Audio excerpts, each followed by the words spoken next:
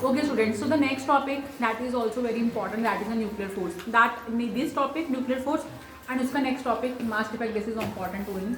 उसके बाद nuclear fusion और न्यूक्लियर फ्यूजन तो बताइए हमें क्या होता है, उसके डिफरेंस बिटवीन ही करना है, चैप्टर विल बी ओवर. ठीक है. अब देखो स्टूडेंट्स, हमने अभी ये पढ़ा कि एक न्यूक्लियस के अंदर प्रोटॉन्स होते हैं, न्यूट्रॉन्स होते हैं, एंड हमने स्टैंडर्ड साइज कितना पढ़ा न्यूक्लियस का 10⁻⁻15.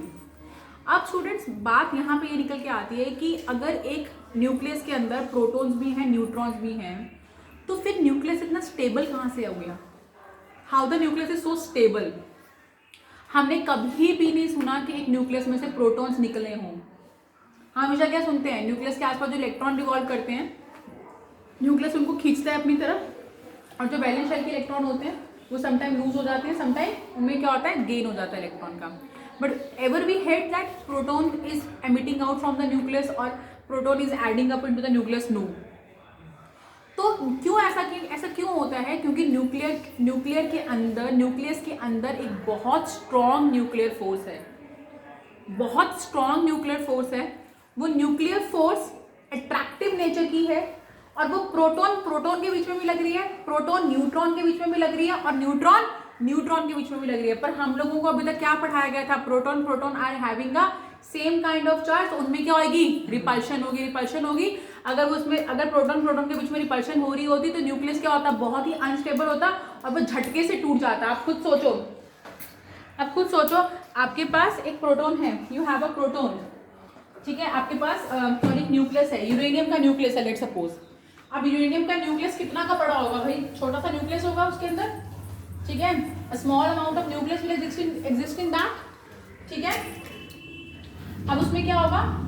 अब यूरेनियम के अंदर 92 होता है इसका एटॉमिक नंबर 92, मतलब इसके अंदर 92 प्रोटॉन्स होते हैं.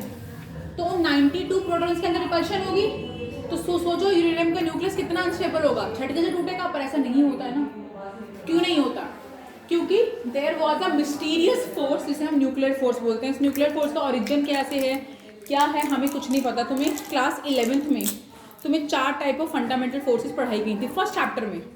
वो तो इतना इंपॉर्टेंट चैप्टर है ही नहीं था वो, उसमें पहले लिखा होता है एनसीईआरटी में कि this exercise is not come in your examination, this is just for your braining concept, ठीक है. तो उसमें आपको 4 तरह की फोर्सेस पढ़ाई गई थी. एक थी ग्रेविटेशनल फोर्स, जो 2 बॉडी के मास के बीच में एग्जिस्ट करती है. एक होती है इलेक्ट्रोस्टैटिक फोर्स, जो 2 बॉडीज के चार्ज के बीच में एग्जिस्ट करती है. तीसरी होती है आपके पास strong nuclear force, which is existing only inside the nucleus. Nuclear force सिर्फ न्यूक्लियस के अंदर एग्जिस्ट करती है, मतलब वो 10⁻⁻15 के दायरे में ही एग्जिस्ट करती है. जैसे आप न्यूक्लियस के बाहर आओगे, फोर्स वैनिश हो जाती है, खत्म हो जाती है, हमें पता ही नहीं इसका ओरिजिन कहाँ से है. और ये जो न्यूक्लियर फोर्स होती है, this is attractive in nature. क्या होती है ये? अट्रैक्टिव इन नेचर होती है. ये एग्जिस्ट करती है प्रोटॉन के बीच में भी, न्यूक्लियस के अंदर प्रोटॉन के बीच में भी, न्यूक्लियस के प्रोटॉन और न्यूट्रॉन में भी, और न्यूक्लियस के अंदर जो न्यूट्रॉन होते हैं उनके बीच में भी. अब देखो, अगर हम बोले कि ये फोर्स चार्ज के द्वारा पैदा हो रही है, तो how it exist between neutron and neutron में तो चार्ज ही नहीं होता. अगर मास पे बोले जाए तो मास बहुत कम है इन बॉडीज का. तो कैसे ये फोर्स किस वजह से पैदा हो रही है हमें कुछ पता ही नहीं है.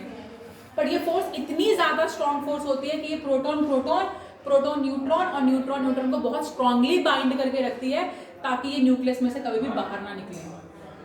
It is attractive force and it is a short range force.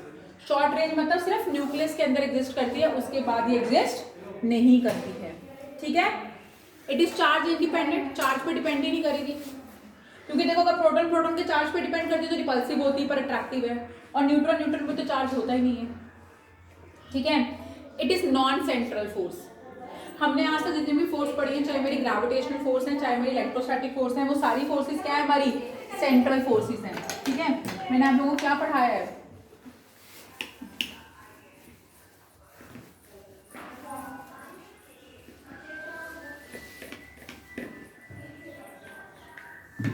मैंने आपको ये पढ़ाया ना कि आपके पास 2 बॉडीज हैं, M1 और M2. I have a 2 bodies, M1 and M2. अगर इनके बीच में ग्रेविटेशनल फोर्स लग रही है, तो वो ग्रेविटेशनल फोर्स क्या लगेगी? इनके सेंटर को ज्वाइन करेगी, जो लाइन उसके बीच में लगती है. ग्रेविटेशनल फोर्स जो होती है क्या होती है? It is attractive force again. और अगर ये किसी भी दो बॉडीज के बीच में लग रही है तो दो बॉडीज के कहाँ लगती है, सेंटर पे एक्ट करती है। दो बॉडीज के सेंटर को जो लाइन ज्वाइन करती है उनके सेंटर पे एक्ट करती है। It's act on its centre. किस पे एक्ट करती है, उनके सेंटर पे। अगर आपके पास इलेक्ट्रोस्टैटिक फोर्स है तो वो दो चार्जेस हैं, ठीक है, उनके चार्जेस के सेंटर को जो लाइन ज्वाइन करती है उनके सेंटर पे एक्ट करती है। तो ये सब सेंट्रल फोर्सेज होती हैं। पर ये जो मेरी न्यूक्लियर फोर्स है ये हमें नहीं पता भाई सेंट्रल है नॉन सेंट्रल, कुछ पता ही नहीं हमें इसके बारे में। सेंटर पे प्रोटॉन की एक्ट कर रही है, किस डायरेक्शन में एक्ट कर रही है, हमें कुछ नहीं पता, ठीक है। अच्छा, ये स्पिन डिपेंडेंट है, ठीक है। इसमें जो न्यूक्लियॉन्स होते हैं ना, ये उन न्यूक्लियॉन्स पे डिपेंड करती है जिनकी पैरेलल स्पिन होती है, ऐसे पैरेलल सेम स्पिन होती है, ठीक है। इट इज स्पिन डिपेंडेंट, ठीक है। और बस यही है इसमें। अच्छा, इसका सैचुरेशन इफेक्ट है। सैचुरेशन इफेक्ट का मतलब क्या होता है, लेट्स सपोज एक न्यूक्लियस है, उसके अंदर बहुत सारे प्रोटॉन्स हैं, बहुत सारे प्रोटॉन्स हैं, बहुत सारे न्यूट्रॉन्स हैं, पर ये जो फोर्स होगी ये सिर्फ इसे दो प्रोटॉन्स हैं, ये एक प्रोटॉन और ये प्रोटॉन, ये दोनों नेबर है, सिर्फ इन दोनों के बीच में एग्जिस्ट करेगी।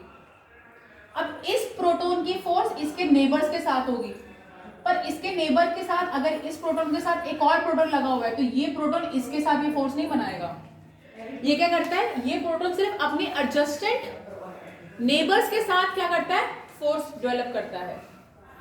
अगर इसके एडजस्टेंट नेबर का एक और नेबर है तो उसके साथ ये बॉन्ड नहीं बनाएगा। मतलब सैचुरेशन इफेक्ट है इसका, मतलब सिर्फ अपने इमीडिएट नेबर्स के साथ बॉन्ड बनाएगा।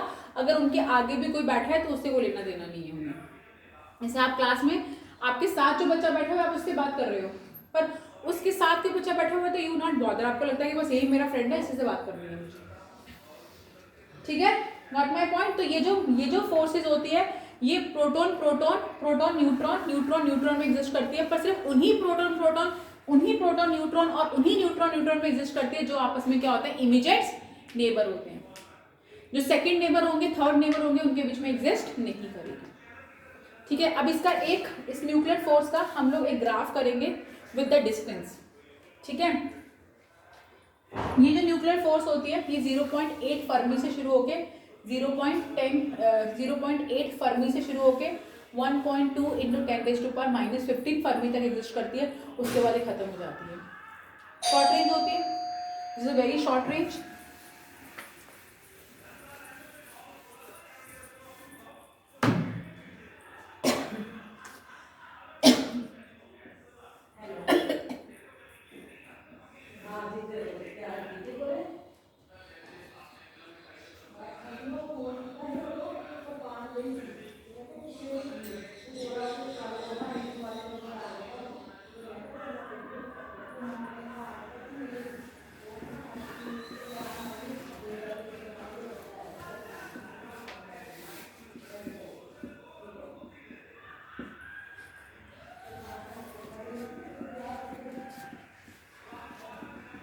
देखो ये जो फोर्स होती है ना, पहले ये डिक्रीज करती है और 0.8 पे आके बिल्कुल जीरो हो जाती है।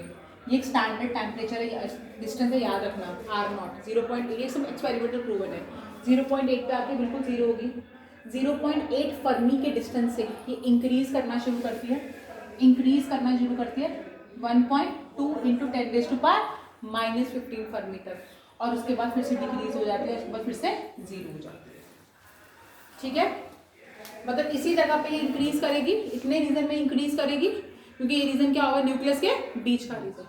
उसके बाद अगर तुम न्यूक्लियस के बाहर हो, न्यूक्लियस से मतलब किसी तरफ भी हो, बाहर हो, तो वहां पे एग्जिस्ट नहीं करती है, ठीक है। 0.8 फर्मी से इंक्रीज होती है। अब 0 से शुरू हो गए, पहले ये क्या होगी, रिपल्सिव होगी, पर 0.8 फर्मी से इंक्रीज करेगी और 1.2 इंटू 10⁻⁻15 फर्मी तक इंक्रीज करेगी, और उसके बाद ये जीरो होना शुरू हो जाएगी फिर से, ठीक है। What is this is about nuclear force. But अब हमारे पास बात आती है, भाई ये न्यूक्लियर फोर्स आई कहाँ से, फ्रॉम वेयर दस न्यूक्लियर फोर्स हैज कम। तो इसका जवाब हमें दिया था आइंस्टाइन ने, ठीक है। आइंस्टाइन ने बहुत अच्छी बात बताई थी हमें, जिसके बारे में मैं तुम्हें सिर्फ एक ही चीज़ बता पाऊंगी, क्योंकि बाकी सब चीज़ें क्या हो गई हैं, कैंसिल हो गई हैं, ठीक है। अब हमारे पास मतलब हमें ये क्लियर हुआ कि there is a some kind of energy, there is a some kind of force, mysterious force which binds the proton and neutron very tightly, जिससे न्यूक्लियस क्या है, बहुत ज्यादा स्ट्रांग हो रहा है। बट ये एनर्जी, ये फोर्स आ कहां से रही है? तो आइंस्टाइन हमें अपने पुराने कॉन्सेप्ट पे ले गए, E is equals to M C square, that is a energy mass equivalence. ठीक है, हमने ये चीज पढ़ी हुई है ना, E is equals to M C square.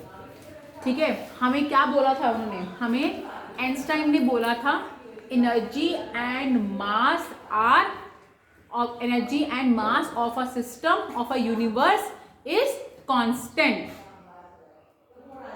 तो मैं छोटी सी बात अगर मैं समझाऊं, हम जब अपनी बॉडी का वेट लूज करते हैं, हमारा वेट किससे बनता है, मास इनटू ग्रेविटी से।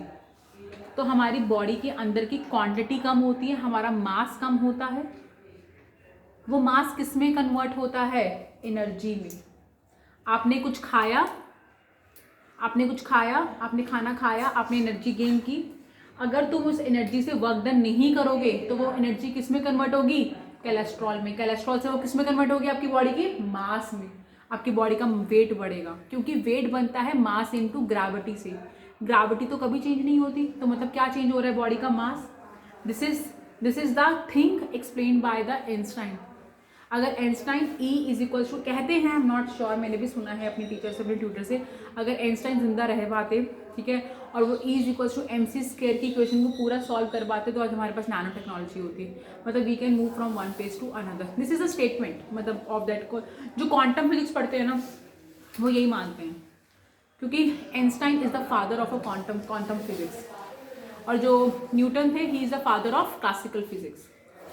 ठीक है, न्यूटन ने सिर्फ माइक्रोस्कोपिक फिजिक्स के बारे में बात किया था, ठीक है, और बहुत डिटेल में बात किया था, पर वो कुछ 3-4 ही चीज़ें बता पाए थे, जैसे photo electric equation, Brownian motion, E is equals to M C square. ये बहुत ज़्यादा आइंस्टाइन के बहुत ही फेमस लॉज हैं, पर वो E is equals to M C square को पूरा सॉल्व नहीं कर पाए थे। ठीक है, तो E is equals to M C square में हमारे पास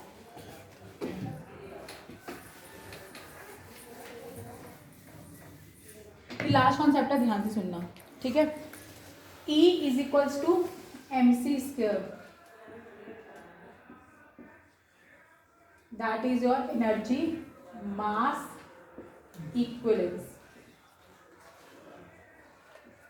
that is your energy mass equivalence. ठीक है, E is equals to M C square. Got my point? ठीक है, एक मिनट इसको बंद करना यार, मुझे